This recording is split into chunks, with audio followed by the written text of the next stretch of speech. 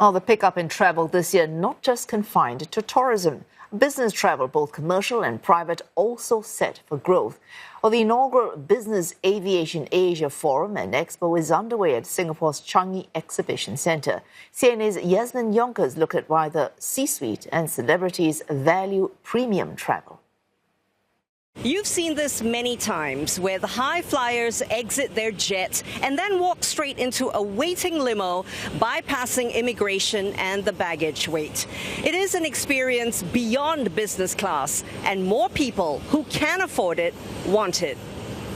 So business jets like these, from mid-sized to ultra-long haul and the largest in the world, are being flown off assembly lines to owners in Asia. But the appeal of these jets started much further away. It was predominantly something we saw in the Americas, predominantly North America, where business jets were used as a utility to close deals and so forth. And then that ended up being something for them to use in their leisurely escapades and so forth. And then that meant that these jets were used for not just business, but also for pleasure. And that has permeated through the rest of the world, and where we find ourselves with a great economy going. If we look at the GDP of most of the APAC countries, I think India is at 6%, China's not far behind. That has meant that a lot of the middle class has also grown, and there's a lot of expendable income as well. One source says there are now some 1,600 business jets in Asia, with a projected 300 plus to be added over the next 5 years. The biggest market in the region for business aviation is China, with India and Southeast Asia catching up. So looking at Southeast Asia,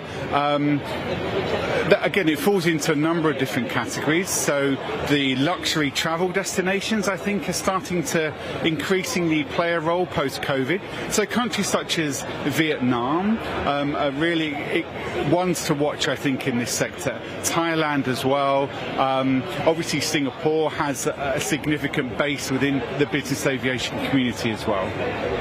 Two of the biggest growth areas in the business jet market are chartering and fractional ownership, where you can tap some of the benefits without having to bear all the burden of possession. You own, I suppose, some time or portion of a jet, and that is shared with other owners. It may not be anyone that you know personally, but it's facilitated by an asset manager, and then that gives you allocated time throughout the year when you need a jet. As it stands, business jet manufacturers Textron, Pilatus and Bombardier lead the way globally, and long-range and the larger planes are preferred by Asian customers. The industry is also concerned with improving safety in light of recent accidents involving smaller jets as airspace gets increasingly crowded. Yasmin Jonkers, CNA, Singapore.